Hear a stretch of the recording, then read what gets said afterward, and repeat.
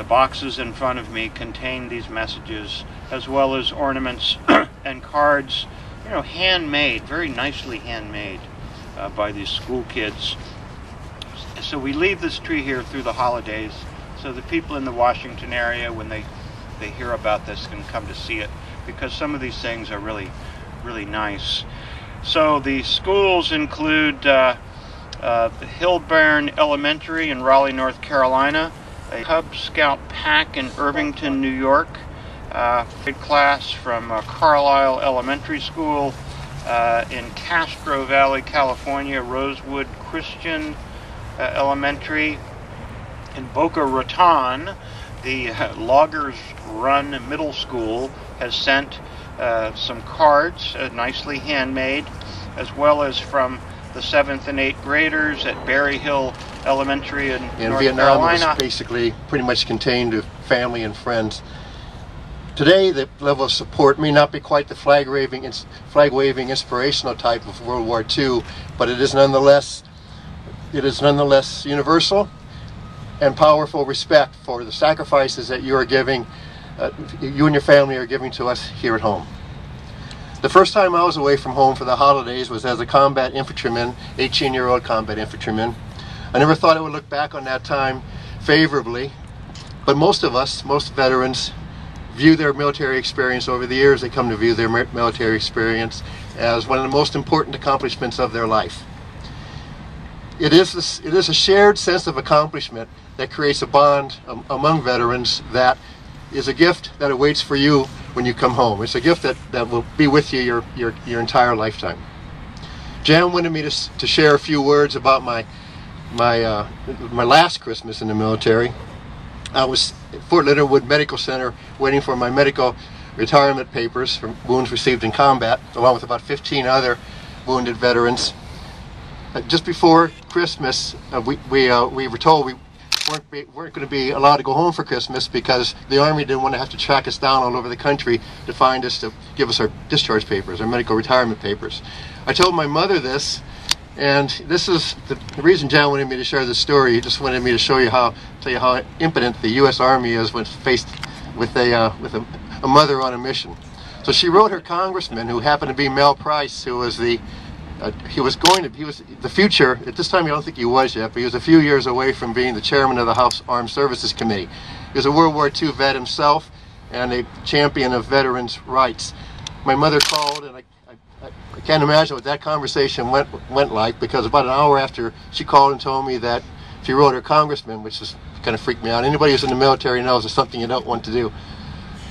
I found that out, and about an hour later, I was shocked to have the post commanding officer visit the barracks to ask me how I was doing and how everything was going. I'm going to be going home for Christmas at the end of the day. I want to say, be careful over there, stay alert, and come home to us safely.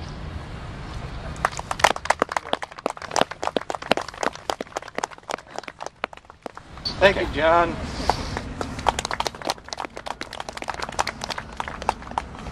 Thank you, John.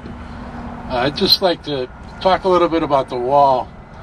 You know, it means a lot to us. It's our brothers and sisters whose names are on there. This Christmas tree ceremony is beyond words.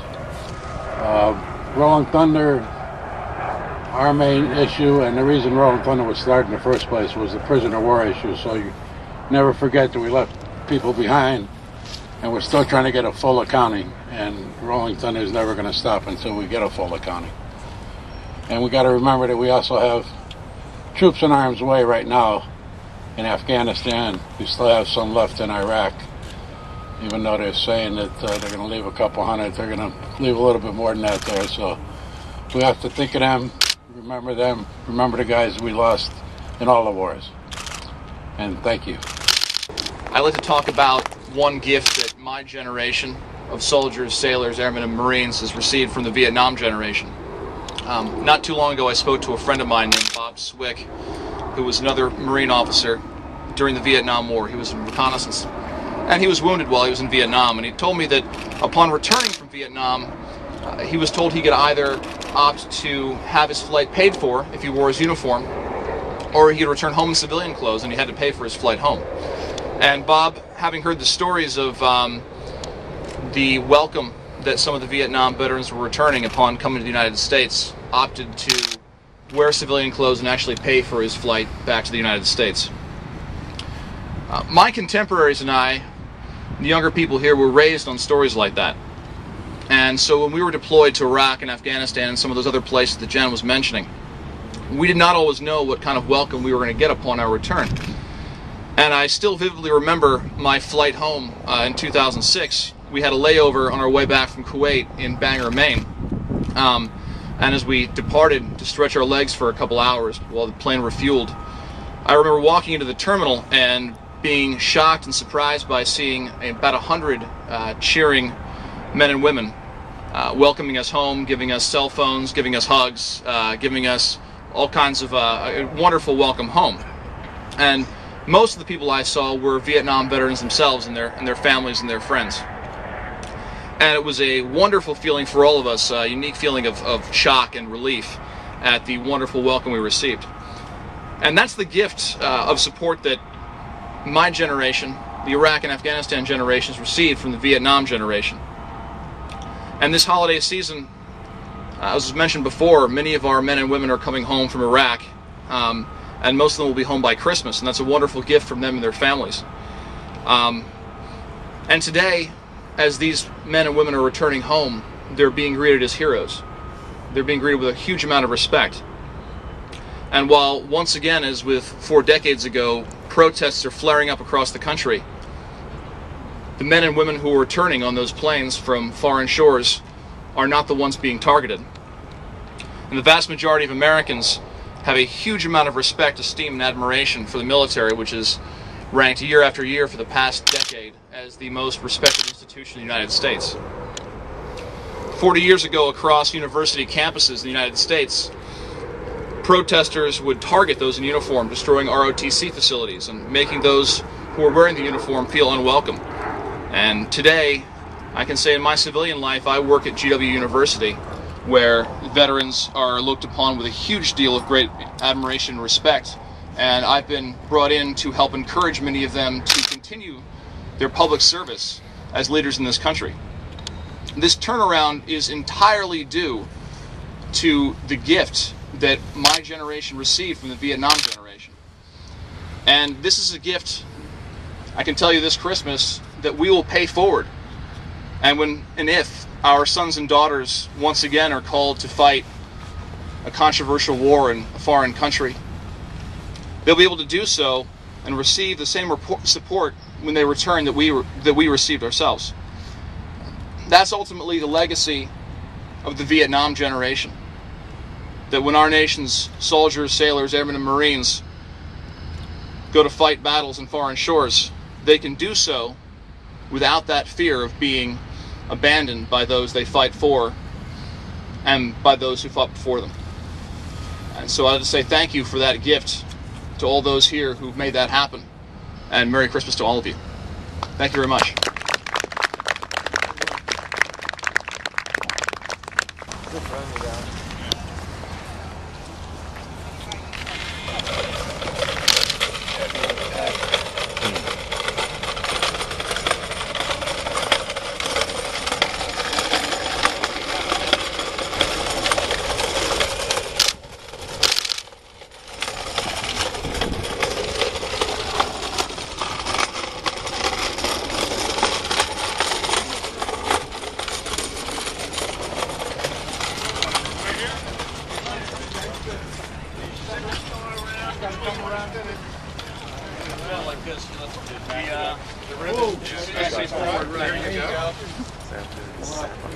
Pull it to the right.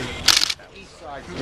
How's that? Well, you go back, you can lock it into this crack there, and that'll kind of help make it safe. Yeah, we have your peddlers. No, you don't have to go.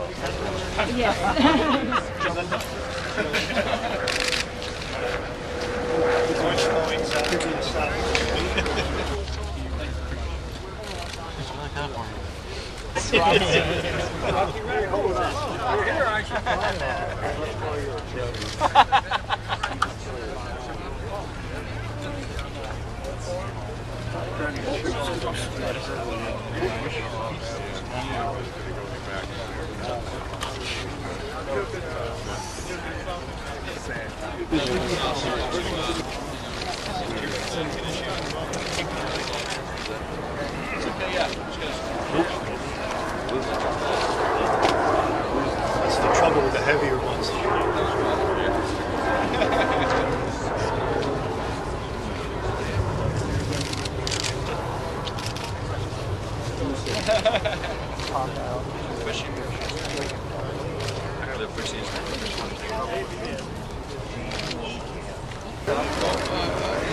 Up there? Well, I got a couple. I don't have enough.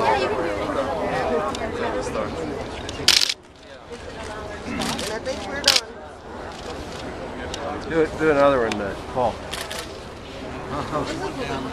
Down the tubes. Thank you. Paul. Yeah. After you put it on there, just look out to the out front. There you go.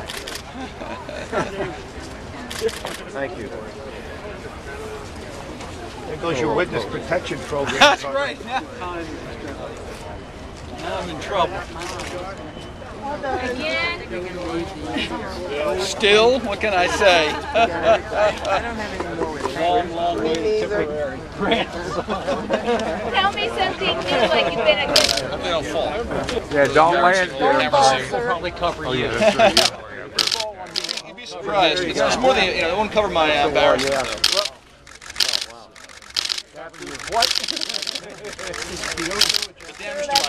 All right. That's the worst That part. is so There's a pretty. huge deductible on that, unfortunately. Isn't that the one the little girl did of Yes, her it was the one father? you read. Yeah, that's what I thought. Wow, that's cool. It's all yours, sir. I want to move this.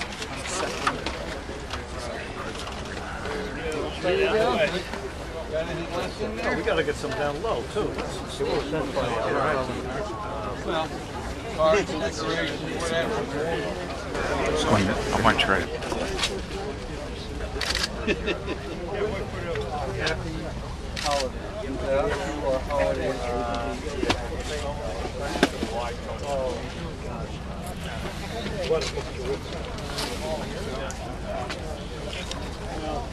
Got here, kiddo.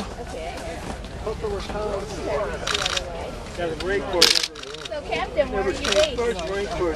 Well, Where do you hang your hat? I live here. Okay. I'm still in the reserves. I drill actually Okay. in New Jersey, Okay. of all places. You're fine, man. Don't worry about it. Take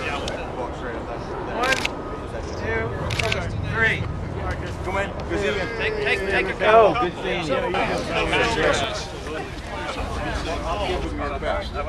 I'll tell them that you're guarding. Yeah, I'm holding my phone. Such a great idea.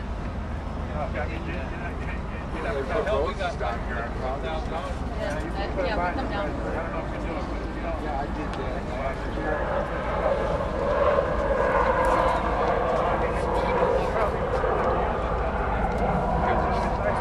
They're from kids. I couldn't read. I just had to. I had to just.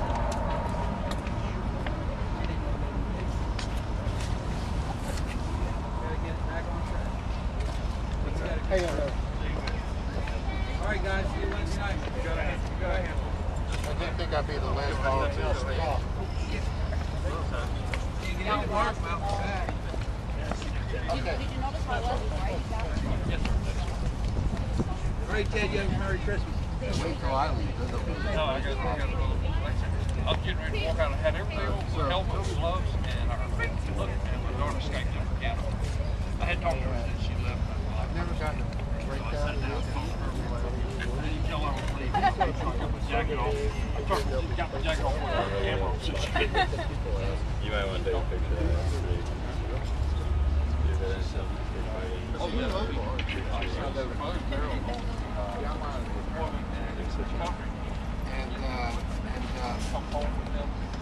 Yeah, so people can send it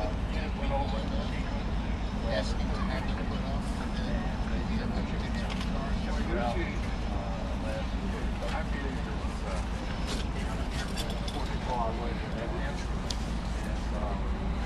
She got old there.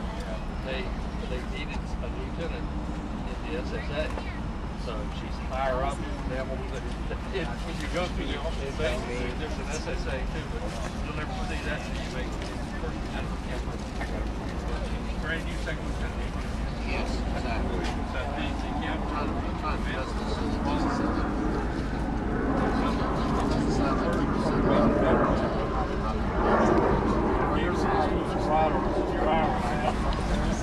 That's the one. Oh, I remember them putting that up. But you put that card over mine.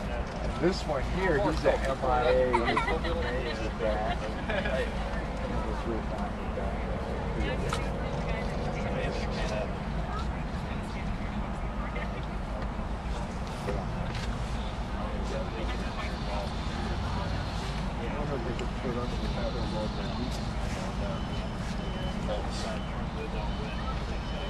Yeah, all these wreaths are from Yes. and I was happy to see that. Yeah, that was last week. That's Saturday. But